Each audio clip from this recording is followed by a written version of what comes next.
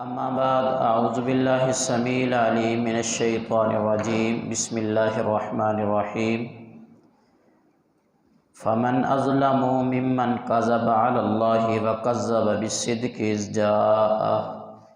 الیس فی جہنم مثوی للکافرین۔ آج 24واں پارہ سورہ الزمر ہے۔ 24ویں پارے کی جو ابتدائی آیت ہے، ابتدا ہی یہاں سے اللہ رب العزت نے فرمائی ہے کہ اس شخص سے بڑا ظالم کون ہو سکتا ہے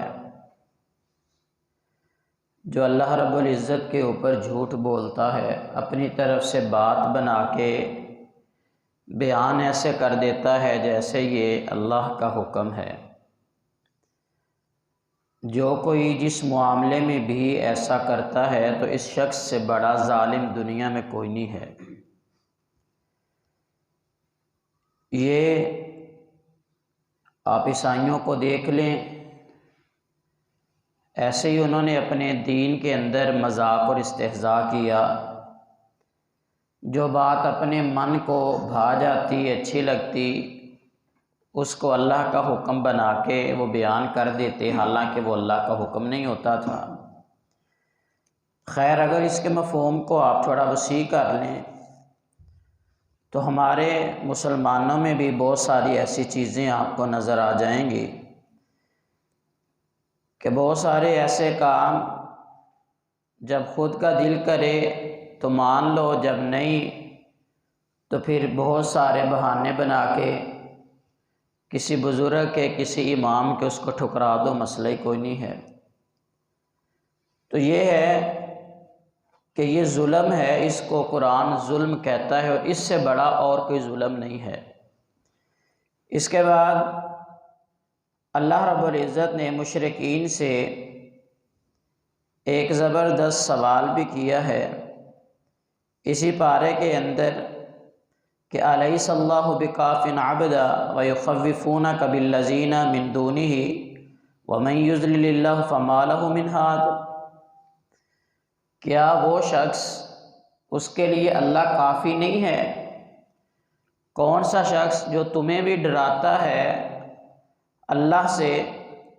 اور تم اسے اللہ کے علاوہ اور کی یعنی غیر اللہ کی دعوت دیتے ہو، لیکن وہ تمہیں ڈراتا ہے،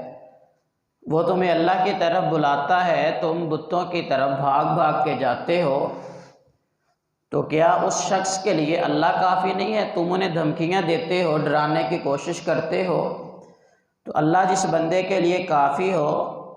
اسے بھلا کس چیز کا ڈر ہے؟ اور اسی طرح اللہ رب العزت نے دوسرا سوال مشرکین سے کیا، وَلَئِن سَأَلْتَهُم مَّنْ خَلَقَ السَّمَاوَاتِ وَالْأَرْضَ لَيَقُولُنَّ اللَّهُ۔ اے نبی، تو ان سے سوال کر، ان سے پوچھ جو اللہ کو چھوڑ کر دوسرے لوگوں کو پکارتے ہیں، دوسروں کے سامنے سربہ سجود ہوتے ہیں، ذرا ان سے پوچھ کے تو دیکھ، من خلق السماوات والارض، یہ زمین آسمان، یہ جو تمہیں نظر آتا ہے، زمین میں ہر چیز وہ نظر آ رہی ہے، یہ کتنے ترتیب سے اللہ نے اس کو ٹکا دیا، بنا دیا، یہ سب کچھ جو تمہیں نظر آتا ہے، زمین و آسمان جو ہے، کس نے ان کو بنایا ہے؟ جب تو ان سے یہ پوچھے گا لَيَقُولُنَّ اللَّهُ، تو یہ تمہیں جواب یہی دیں گے کہ یہ سب کچھ اللہ نے بنایا ہے۔ اچھا بھائی، اگر یہ سب کچھ اللہ نے بنایا ہے تو قُلْ أَفَرَأَيْتُم مَّا تَدْعُونَ مِن دُونِ اللَّهِ إِنْ أَرَادَنِيَ اللَّهُ بِضُرٍّ هَلْ هُنَّ كَاشِفَاتُ ضُرِّهِ أَوْ أَرَادَنِي بِرَحْمَةٍ هَلْ هُنَّ مُمْسِكَاتُ رَحْمَتِي قُلْ حَسْبِيَ اللَّهُ عَلَيْهِ يَتَوَكَّلُ الْمُتَوَكِّلُونَ۔ تو پھر جب یہ زمین کو اللہ نے بنایا، آسمانوں کو اللہ نے بنایا، تو پھر تمہیں کیا ہے کہ تم اللہ کو چھوڑ کے اوروں کو پکارتے ہو؟ یہ اس وقت کے مشرکین سے سوال تھا جو نبی علیہ السلام نے کیا تھا۔ آج آپ بھی جو کوئی غیر اللہ کے در پہ کھڑا ہو، کسی کے آستانے پہ کھڑا ہو کر اسے پکار رہا ہو نا، ہاتھ اٹھا کے اس سے التجا کر رہا ہو، آپ اس سے بھی یہی سوال کر کے دیکھ لیں، جواب اس کا بھی یہی ہوگا۔ دوسرا سوال آپ اس سے یہ کر لیں کہ اگر بھئی اولاد دیتا اللہ ہے، رزق بڑھاتا اللہ ہے، کام اللہ کرتا ہے، کوئی بندہ بیمار ہو جائے شفا اللہ دیتا ہے، بیماری اللہ کی طرف سے ہے، ہر ایک معاملہ اللہ کی طرف سے ہے، تو تم یہاں پہ کیا لینے آئے ہو؟ ان کا جواب بھی بالکل وہی مشرکین والا ہوگا کہ اگر تمہارا نظریہ یہی ہے کہ یہ سارے کام اللہ کرتا ہے اور یہی توحید ہے، تو پھر تم یہاں کیا لینے آئے ہو؟ وہ فوراً اپنا پینترا بدل کے کہیں گے کہ بھئی ہم تو یہاں پر ان کی سفارش دلوانے کے لیے آئے ہیں، یہ تو اللہ کے ہاں سفارشی ہیں۔ یہی مشرکین مکہ پکارتے ان کو تھے جب ان سے یہ کہہ دیا جاتا کہ یہ سارے معاملات کون کرتا ہے، فوراً کہتے اللہ کرتا ہے، لیکن دار غیروں پہ کھڑے ہوتے تھے۔ تو خیر یہی اس وقت کے مشرک کا بھی حال تھا اور یہی آج کے مشرک کا بھی حال ہے، یہ کوئی نئی بات نہیں ہے۔ اور اسی طرح اسی صورت کے اندر اللہ رب العزت نے آج کے دور میں اگر آپ اسے دیکھیں تو ایک سائنسی انکشاف بھی کیا ہے، وہ جو آج وہ ہزاروں سال بعد جا کر کے سعودی عرب نے ایک کمیٹی بنائی تھی جس کے اندر وہ دنیا کے مختلف جو سائنسدان تھے ان کے لیکچر اکٹھے کر کے اور ان سائنسدانوں کو بلا کے وہ اس کے اندر وہ تجربے وغیرہ کروایا کرتے تھے۔ تو وہاں پر ایک انہوں نے سائنسدان کو بلایا اور اس کو موت کے حوالے سے اور نیند اور موت، چونکہ بعض روایات میں نبی علیہ السلام نے نیند کو بھی موت کی بہن کہا ہے کہ وہی معاملہ جو مرنے کے بعد کسی بندے سے ہوتا ہے، نیند کے اندر جب بندہ سو جائے تو ویسی ہی کیفیت ہوتی ہے۔ تو اس کو بلا کے جب اس کے اوپر ریسرچ کروائی گئی اور ریسرچ کے بعد جو اس نے اس کا رزلٹ اور نتیجہ نکالا، اس کے بعد پھر اسے یہ آیت سنائی گئی تھی جو اللہ رب العزت نے اس پارے کے اندر بیان کی ہے کہ اللہ یتوفی الانفس حین موتها واللتی لم تمت فی منامها فَيُمْسِكُ الَّتِي قَضَىٰ عَلَيْهَا الْمَوْتَ وَيُرْسِلُ الْأُخْرَىٰ إِلَىٰ أَجَلٍ مُّسَمًّى إِنَّ فِي ذَلِكَ لَآيَاتٍ لِّقَوْمٍ يَتَفَكَّرُونَ کہ کچھ تو ایسی جانیں ہیں جنہیں اللہ رب العزت ویسے ہی وہ فوت کر دیتے ہیں، ان کو موت آ جاتی ہے، بالکل ختم ہو جاتا ہے، لیکن کچھ لوگ ایسے ہیں جن کی جان کو کچھ دیر کے لیے وہ اللہ رب العزت روک کے رکھ لیتے۔ اس کی کیا مطلب ہے کہ اس کی روح جو ہے وہ جسم میں سے نکل جاتی ہے اور جسم ویسے پڑا ہوتا ہے، سانسیں چلتی ہیں، لیکن جس طرح مرے انسان کو کوئی پتہ نہیں چلتا کہ اس کے بعد کیا ہو رہا ہے، اسی طرح جب بندہ نیند کی آغوش میں ہو اس کے بیدار ہونے تک اسے بھی نہیں پتہ چلتا کہ میرے پیچھے کیا ہو رہا ہے، سونے کے بعد کیا ہو گیا۔ اس لیے نبی علیہ السلام سونے سے پہلے وہ دعائیں پڑھا کرتے تھے اور ان میں لفظ موت کے ہوتے تھے، اللہم بسمک اموت و احیا، اللہ تیرے نام سے میرا مرنا اور میرا اٹھنا ہے۔ اٹھنے کے بعد نبی علیہ السلام دعا پڑھا کرتے تھے، الحمدللہ الذی احیانا بعد ما اماتنا و الیہ النشور، ہر قسم کی تعریف اس کے لیے ہے جس نے ہمیں مرنے کے بعد زندہ کیا۔ تو یہ اللہ رب العزت نے ایک سائنسی انکشاف اس صورت میں بیان کیا ہے۔ اسی طرح اللہ رب العزت نے اس صورت میں اس بات کو بھی بیان کیا ہے کہ جو بندہ مشرک ہوتا ہے نا، اسے ہمیشہ سے، آج کی بات نہیں ہے،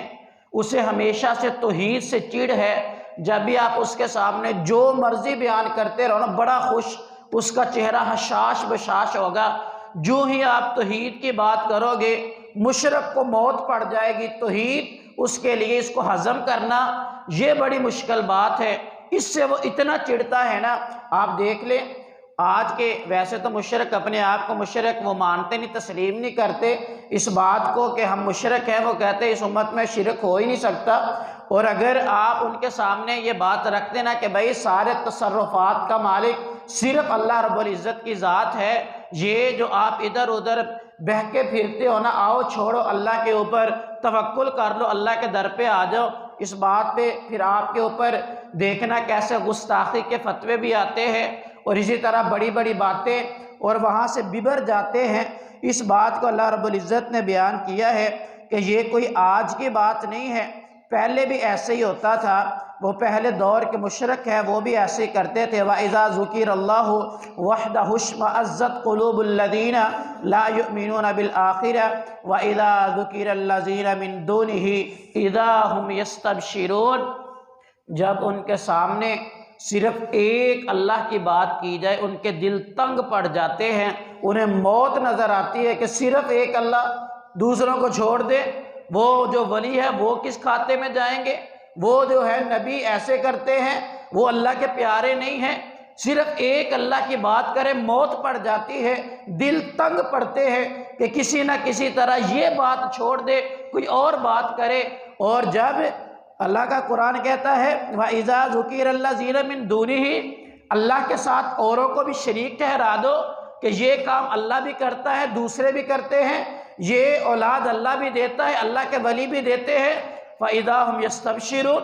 یہی چہرے جو ابھی ان کو اللہ کی بات سن کے موت پڑ رہی تھی، کھل جاتے بڑے خوش کہ اب بھی بڑی بات کر دی مولانا صاحب نے جی، اب بڑی بات کی ہے، اب ہماری دل کی بات کی ہے، اب بڑے خوش ہو جاتے ہیں۔ توحید ہضم نہیں ہوتی ان کو، یہ ان کا ایک اللہ رب العزت نے شروع دن سے ہی ایسے مشرک تھے، توحید کی وجہ سے دل تنگ پڑتے تھے۔ قرآن بھرا پڑا ہے اسی مضمون سے، اور اسی پارے کے اسی صورت میں اللہ رب العزت نے یہ جو لوگ ظلم کر بیٹھے نہ جانتے ہوئے، علم نہیں تھا، اب وہ شرک بھی کرتے رہے اور گناہ بھی ہو گئے، ان کے لیے اللہ رب العزت نے یہ آفر بھی رکھی ہے کہ مایوس نہیں ہونا۔ قُلْ يَا عِبَادِيَ الَّذِينَ أَسْرَفُوا عَلَىٰ أَنفُسِهِمْ لَا تَقْنَطُوا مِن رَحْمَةِ اللَّهِ، وہ اپنی جانوں پہ ظلم کرنے والے گنہگار لوگ،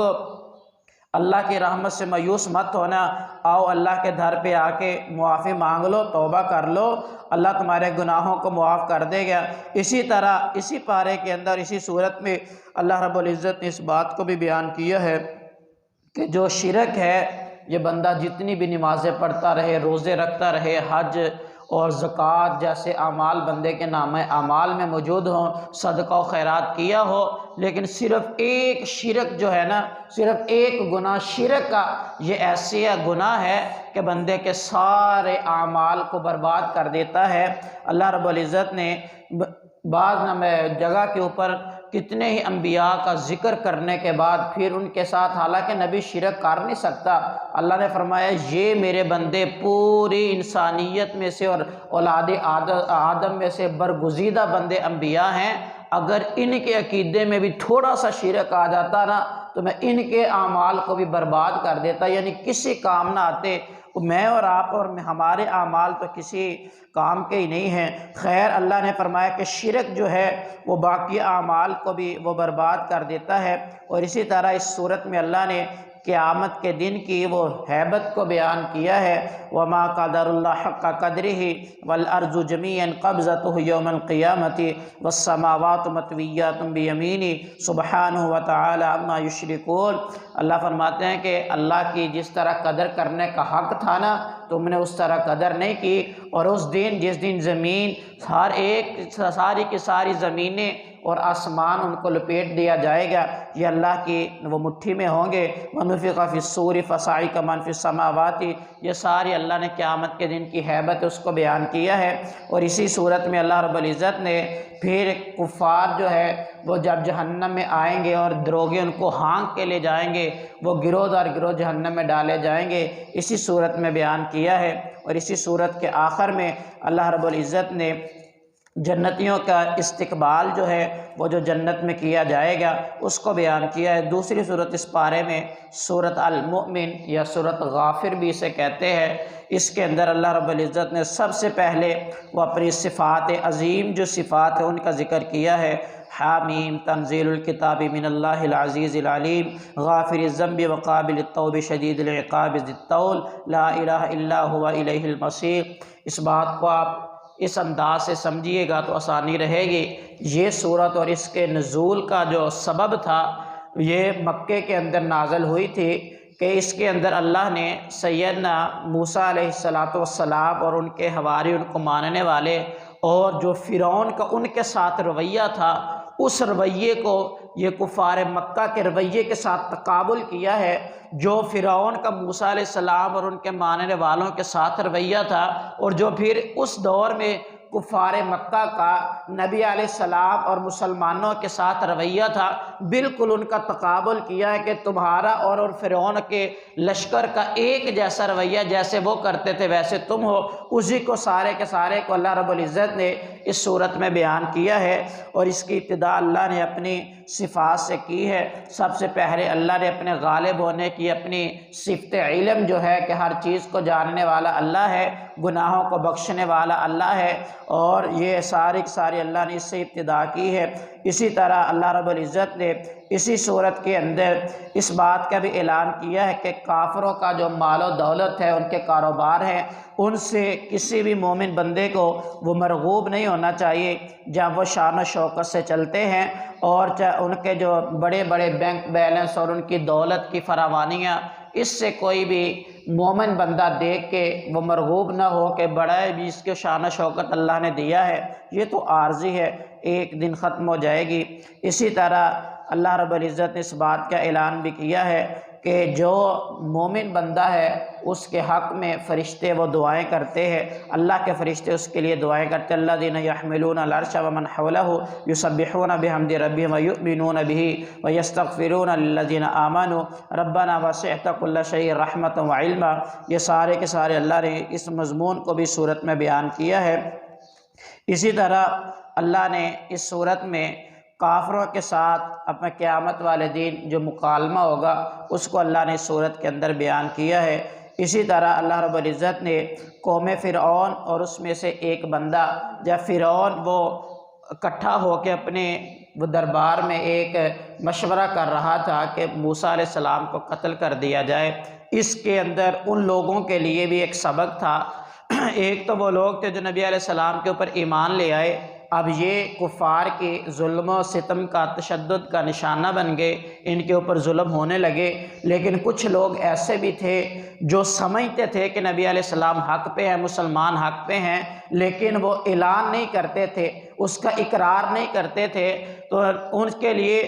اللہ رب العزت نے یہ قوم موسیٰ میں سے ایک بندہ جو دل ہی دل میں تو ایمان رکھتا تھا، وہ مومن تھا، لیکن اپنے ایمان کا اعلان نہیں کرتا تھا، اور تھا بھی وہ فرعون کے دربار میں۔ اور جب یہ مشورہ ہونے لگا، آپس کے اندر میٹنگ ہوئی کہ موسیٰ علیہ السلام کو قتل کر دو، اب اس کا ایمان جو ہے اس نے جوش مارا، یہ کہنے لگا، اس نے وہ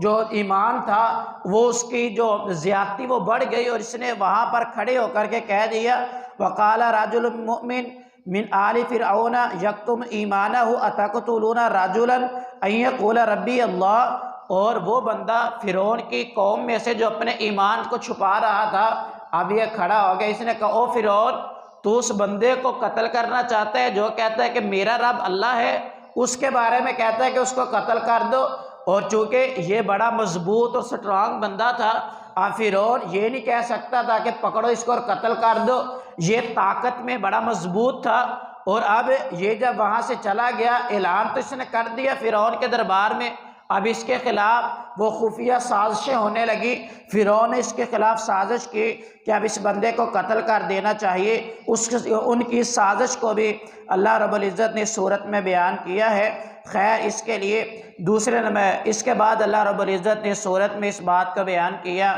کہ جو اللہ سے نہیں مانگتے، دعا نہیں کرتے، یہ تکبر کے زمرے میں آتا ہے اور ان کا ٹھکانہ جہنم ہے۔ یہ اللہ رب العزت نے چند ایک مضامین اس صورت میں بیان کیے تھے۔ تیسری صورت اس میں حامیم السجدہ کے نام سے ہے۔ یہ اس وقت جب سیدنا ابو بکر صدیق رضی اللہ تعالیٰ عنہ اور چند ایک بندے مسلمان ہوئے تھے، اور ابو سفیان رضی اللہ تعالیٰ عنہ کا جو سسر عتبہ تھا، وہ ایک دن سارے بیٹھے ہوئے یہ کہنے لگا کہ آج محمد سے دو ٹوک بات کر لینی چاہیے اور مجھے آپ اجازت دیں میں جا کے بات کرتا ہوں۔ انہوں نے کہا ٹھیک ہے جی۔ کہتا ہے آئے دن یہ نیا کام ہوتا ہے، یہ ہمارے جوانوں کو گمراہ کر رہا، معاذ اللہ من ذالک۔ یہ آئے آ کر کے نبی علیہ الصلوۃ والسلام کو کہا اے بھتیجے میری بات سن، میں آج سے آپ سے دو ٹوک بات کرنے آیا ہوں۔ کہا جی چچا بتائیں کیا بات ہے۔ کہنے لگا کہ اگر تم یہ چاہتے ہو کہ مال و دولت یہ اعلان کر کے ہمارے معبودوں کو جھٹلا کے اپنے معبود کی دعوت دے کے تمہارا مقصد یہ ہے کہ مال و دولت حاصل ہو جائے، تو پھر ہم سارے اکٹھے ہو کے تمہیں اتنا مال و دولت دے دیں گے کہ تیرے لیے وہ کافی ہو جائے گا۔ اگر اس سے مراد تیری کوئی سرداری ہے،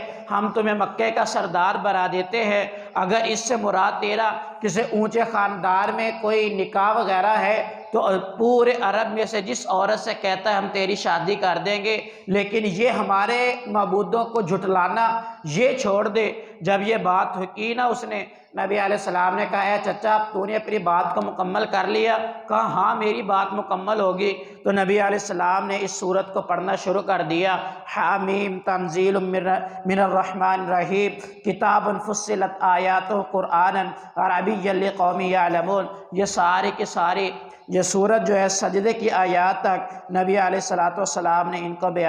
پڑھ کے سنایا تھا۔ وہ حیران ہو کے واپس چلا گیا، اور اسی سورت کے اندر اللہ رب العزت نے یہ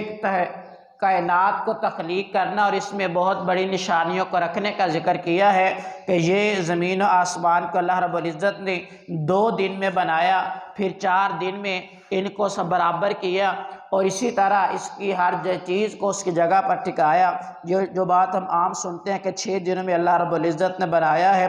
اسی طرح اللہ رب العزت نے اس صورت کے اندر اس بات کو بھی بیان کیا ہے کہ قیامت والے دن انسان کے جو اعضاء ہیں وہ ہر اعضاء بندے کے خلاف وما کنتم تستترون ان یشہد علیکم سمعکم ولا ابصارکم ولا جلودکم ولکن ظننتم ان اللہ لا یعلم کثیرا مما تعملون، کہ جو بھی تم عمل کرتے رہو اور اس کو چھپاتے ہو، تمہارا ہر اعضاء اس کے خلاف گواہی دے گا۔ اسی طرح اس صورت میں اللہ رب العزت نے اس بات کا بھی بیان کیا ہے، جب یہ بات کر کے نبی علیہ السلام سے واپس چلا جاتا ہے عتبہ، تو انہوں نے جا کر کے کہا اب ایک ہی حل ہے، جب محمد صلی اللہ علیہ وسلم قرآن پڑھے تو پھر شور و غل کیا کرو تاکہ لوگ یہ قرآن سن نہ سکے۔ تو جب حق کی بات بیان ہو رہی ہو تو کافروں کا یہ طرز عمل ہوتا ہے کہ وہ شور و غل کرتے ہیں۔ اسی طرح نبی علیہ السلام کو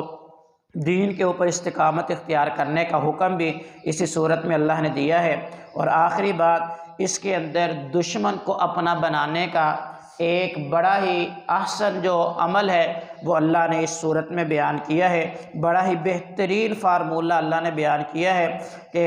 ادفع باللتی ہی احسن فاذا الذی بینک وبینہ عداوۃ کانہ ولی حمیم، کہ جو بندہ تمہارا دشمن ہے اس کے ساتھ نرمی